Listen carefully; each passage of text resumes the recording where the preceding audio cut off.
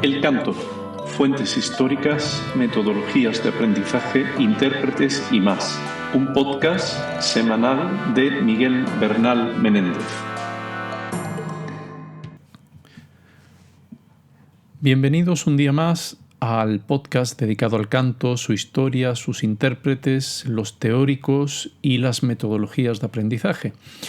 Hoy, en este tercer episodio, correspondiente al 16 de diciembre de 2024, ya vamos terminando el año, uno de mis autores preferidos en cuanto a teóricos del canto, y es preferido por una razón bastante sencilla, puesto que yo hice la tesis doctoral sobre este autor y sobre dos tratados que escribió.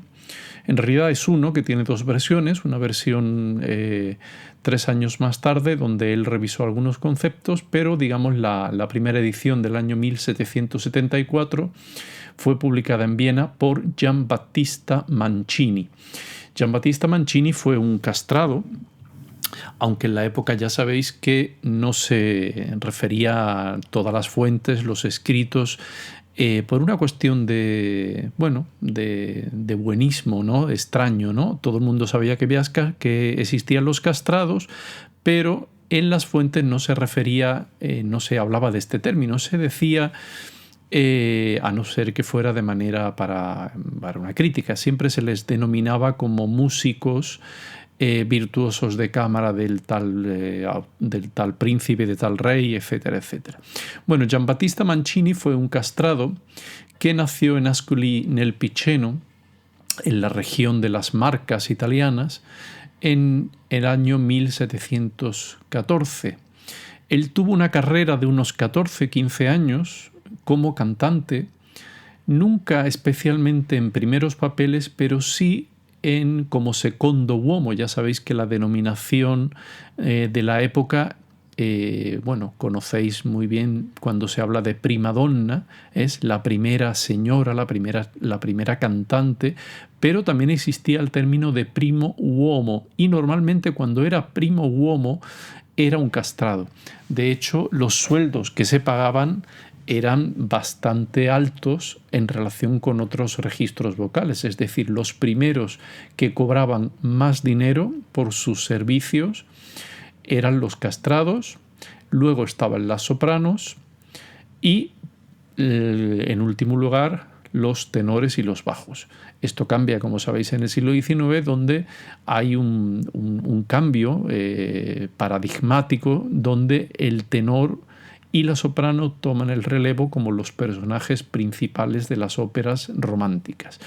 En el siglo XVIII, tanto en el barroco como en el clasicismo, son los castrados siempre los primi uomini, primeros papeles masculinos.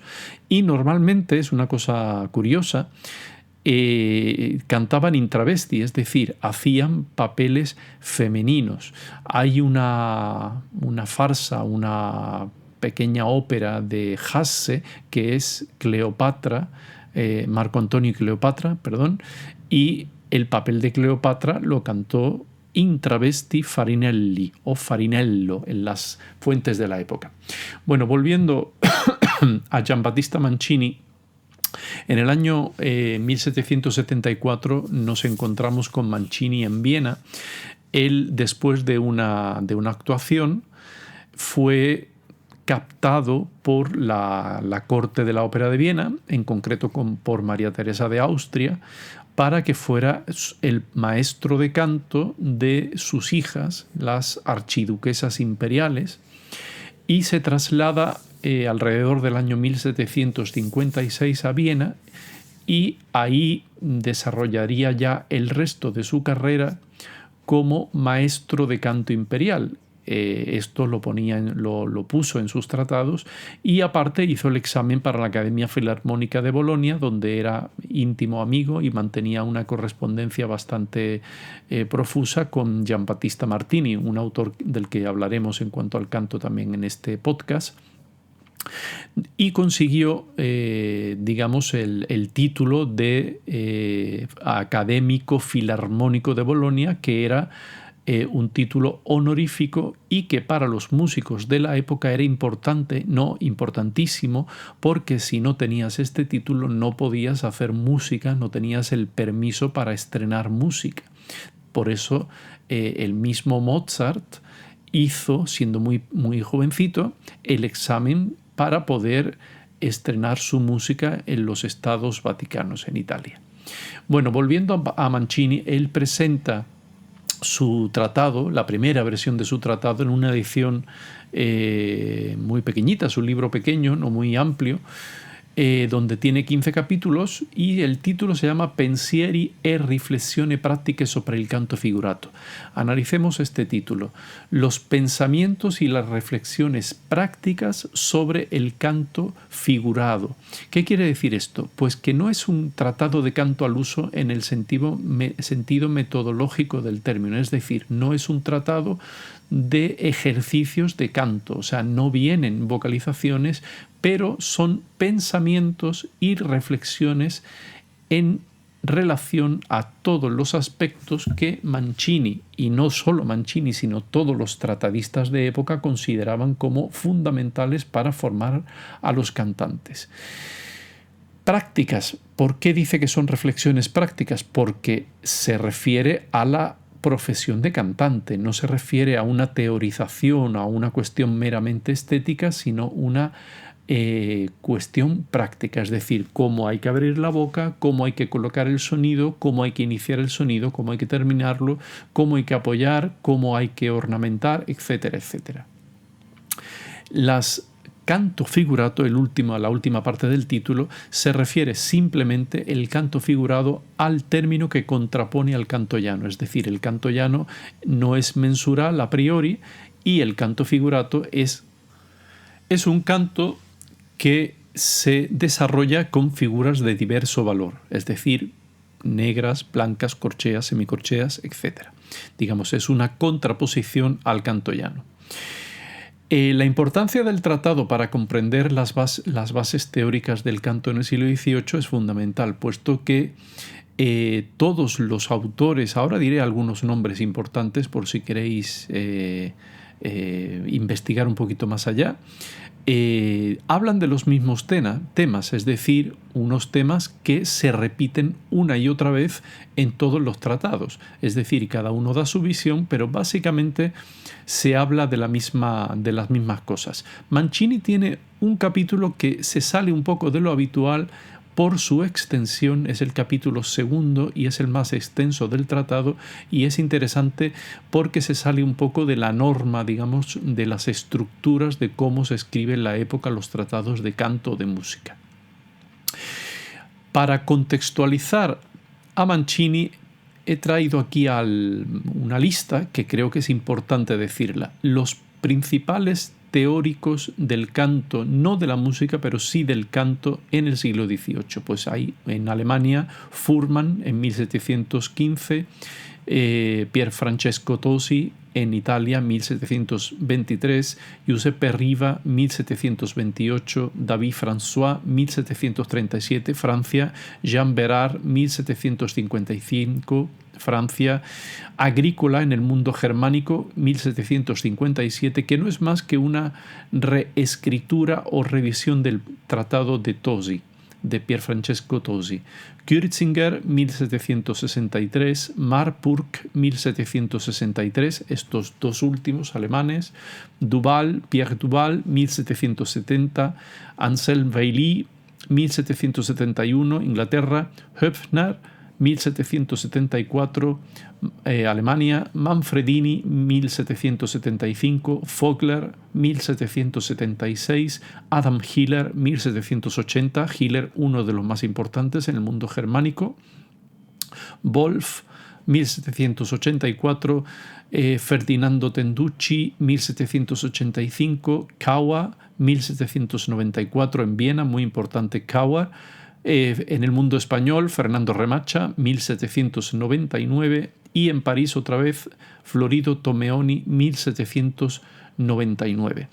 Todos estos autores hablan de los temas que son lugares comunes en toda la tratadística de la época. ¿Por qué es importante leer a estos tratadistas? Porque cuando hacemos música de época es importante acudir a las fuentes para ver lo que era la norma o lo que se esperaba de los cantantes, de las competencias de los cantantes.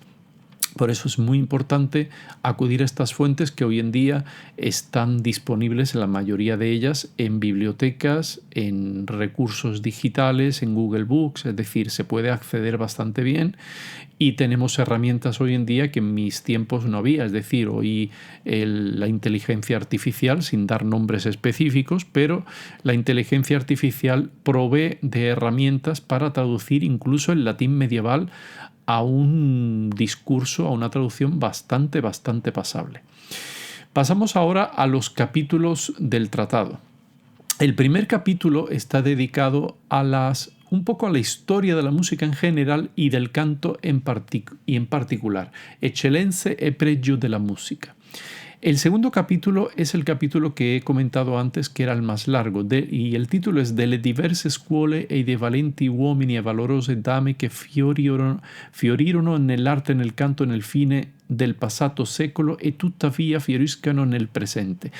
¿Qué quiere decir esto? Pues básicamente Mancini hace un recorrido muy amplio por los cantantes del siglo anterior a él, es decir, el siglo XVII, y los cantantes que él ha conocido de manera personal porque ha compartido escenario y divide todo este capítulo en los castrados, en los musici y en las cantantes femeninas y en los cantantes masculinos no castrados, de voces naturales. Es súper importante para contextualizar la interpretación, porque no solamente Mancini los cita, sino que hace una descripción de por qué esos cantantes fueron lo que fueron, qué era en lo que destacaban y cuáles eran sus fortalezas. Por esto podemos hacernos una contextualización muy importante de la interpretación del canto en el siglo XVIII. No solamente la fuente de la partitura original, la partitura Urtext sin añadidos posteriores, es importante para ver la escritura vocal, sino que también ver las descripciones de autores como Mancini nos dan una idea de lo que eran capaces de hacer estos cantores. El tercer capítulo es un capítulo dedicado a los padres, es decir, dice Mancini, della stretta obbligazione che hanno i genitori e delle cristiane precauzioni che prender debbono prima di destinare un figlio all'arte del canto. Es decir, Mancini da una admonición muy seria a que una cosa es que un hijo tenga buena voz, cosa que no ha cambiado mucho hoy en día, si lo pensáis bien. Una cosa es que un hijo o una hija tenga una buena voz y otra cosa es que queramos destinar a ese hijo a la profesión de cantor. Máxime cuando aquí de manera soslayada, un poco de manera eufemística, Mancini a lo que se está refiriendo es al hábito de la castración, es decir, muchas familias dedicaban a uno de sus hijos a ser castrados y formados en uno de los conservatorios, sobre todo napolitanos. Tener en cuenta que en Nápoles había nada menos que 4 conservatorios y muchos de los que estaban allí, de los alumnos, estaban becados por el gobierno. Y luego estas becas se devolvían en forma de los cachés que se cobraban posteriormente si ese alumno llegaba a despuntar como intérprete. El capítulo 4 habla de la voce di petto e di testa, ossia falsetto. ¿A qué se refiere esto, Mancini? Pues uno de los aspectos más controvertidos de la voz. Si bien Mancini dedica como castrato la mayoría de sus pensamientos a los castrados, no quiere decir que este aspecto de los registros de la voz cantada no sea importante para cualquier tipo de voz, sea soprano, castrado, alto, tenor o bajo. Entonces él diferencia muy bien la voz de pecho y la voz de cabeza, que él lo denomina igual falsetto o falsete para nosotros, y habla de la importancia de la unión de estos registros. El capítulo número 5 habla de la entonación en cuanto a entonación, afinación y temperamentos. El capítulo 6 habla de la posición de la boca, o sea, de la manera de abrir la boca. Aquí está hablando Mancini de la importancia de la posición sonriente o sorridente, que era la más adecuada según los tratadistas de época para el canto, es decir, no dejar la mandíbula caída o pensar en una posición baja. El capítulo 7 lo denomina de la maniera di cavare, modulare, fermare la voce. Aquí, ¿de qué está hablando Mancini? Él habla del concepto del inicio del sonido, lo que es cavare, modulare, cómo se modula ese sonido, y cómo fermare, y cómo terminar, parar el sonido, como 3 elementos: inicio, desarrollo y finalización del sonido. Luego habla de la unión, el capítulo 8, estamos ya, de la unión de los 2 registros. Hemos visto que es el registro de pecho y el registro de cabeza o falsete, y habla también del portamento di voce y la apoyatura. ¿Por qué pone en el mismo capítulo la unión de los registros junto con la apoyatura y el portamento di voce? Porque el portamento di voce no es un portamento en el sentido que lo pensamos en el siglo XIX, un arrastre, sino el portamento di voce es el procedimiento según el cual se lleva perfectamente unido de una nota a otra, sea por grado conjunto, sea por salto. Y esto es importantísimo en cuanto a la técnica vocal para unir perfectamente los registros dispares. Asimismo, la apoyatura, que puede ser superior o inferior, coadyuva en este concepto técnico de la unión de los 2 registros. El capítulo 9 lo dedica a la messa di voce, que es la base, digamos, del ataque del sonido y el desarrollo del sonido en el siglo XVIII. Es decir, la messa di voce consiste en el ataque blando, el desarrollo con crescendo de un sonido y la vuelta al piano en el mismo punto en que se inició. Esto tiene connotaciones muy importantes, porque ya en el siglo XIX muchos tratadistas hablan del ataque duro, el ataque con golpe de glotis, que es lo contrario justamente a este tipo de ataque blando de la messa di voce. El capítulo 10 ya se mete Mancini con los 2 procedimientos de ornamentación que él considera que son los primeros que hay que practicar con los alumnos: el trino y el mordente. Luego, el capítulo 11 habla de las cadencias, que es el momento de libertad creativa en las arias, es decir, en las arias normalmente tienen una estructura binaria A, B, A, que luego vuelve a la A, mejor dicho, ternaria, no binaria. Hay 2 partes y luego se vuelve a un da capo, y entre partes siempre hay un momento de fermata, de cadencia, donde el cantante tiene que seguir una serie de consejos y de normas, que son las que Mancini da en este capítulo 11. El capítulo 12 habla de la agilidad de la voz, y aquí habla de los diferentes procedimientos vocales y los géneros de canto, que son muy importantes para conocer, porque son los utilizados por los compositores y son aquellos que deben de conocerse. Por ejemplo, canto spianato, canto di sbalzo, canto martellato, etcétera, etcétera. Y aquí Mancini en el capítulo 12 habla de este tipo de elementos, de procedimientos vocales y géneros de canto. El capítulo 13 habla de los conocimientos que tiene que tener el que quiera recitar bien en el teatro, recitar bien en teatro, es decir, todos aquellos aspectos que el cantante debe de conocer y que coadyuvan no solo la técnica, sino la interpretación. En cuanto a interpretación, el capítulo 14 habla del recitativo y de la acción, es decir, el recitativo es aquel momento de las estructuras dramáticas de la ópera seria o la ópera bufa también, donde la acción avanza, es decir, en el recitativo la acción avanza y en el aria la acción se detiene y es un momento de explicitación de los afectos.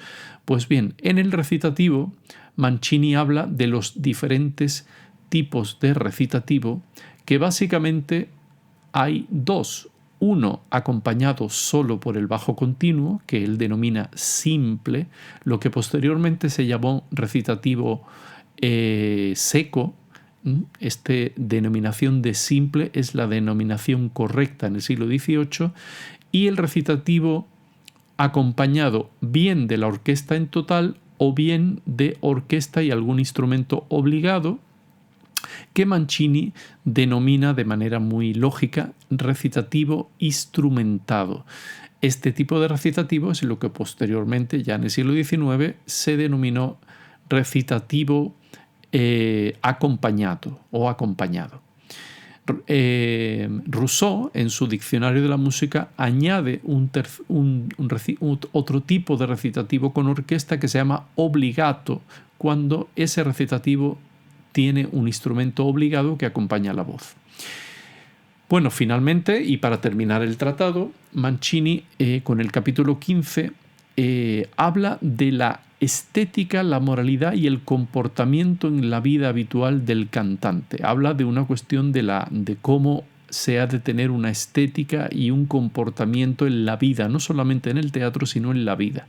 Y es interesante porque nos da un poco estas ideas de la moralidad de su tiempo.